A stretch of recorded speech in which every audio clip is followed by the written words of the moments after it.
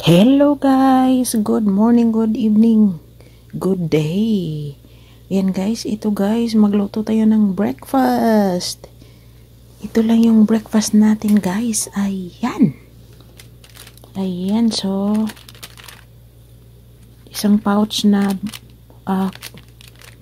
Quaker Oats. Yan, with brown sugar.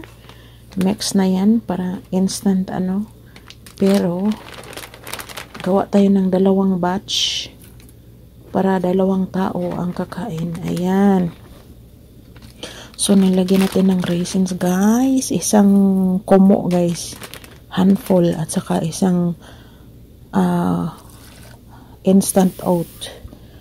Isa ding handful, guys. Ayan.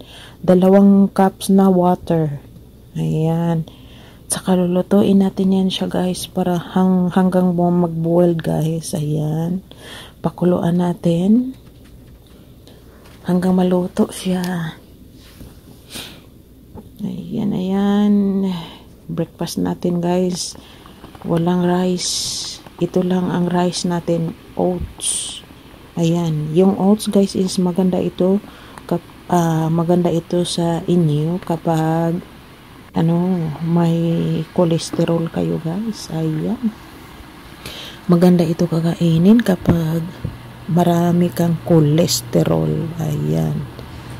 So, ito guys. Ayan. Na siya guys.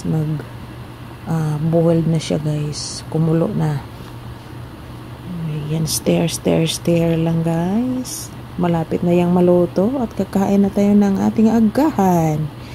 Ayan, agahan, no rice, agahan na naman ito guys. Ayan. Ayan, masarap ito guys dahil yung raisins guys ay para siyang natural sweet flavor. Nagbigay ng sweet siya sa ating pagkain. Natural sweetness. Ayan. So, ayan guys, nilagay na natin sa bowl para kainin na natin. Ayan, parang lugaw lang siya guys, diba? Parang lugaw lang. Ayan. So, yan, masarap yan guys. Masarap, try ninyo. Ayan. Yan ang dito sa Canada guys. Breakfast sa Canada. Ayan. So, and that's it. Kakainin natin. Let's have breakfast. Masarap yan guys. Ayan. Manamis-namis dahil sa raisins guys. At saka ang init niya. Alright. Thanks for watching. And bye. Have a great day everyone. Take care.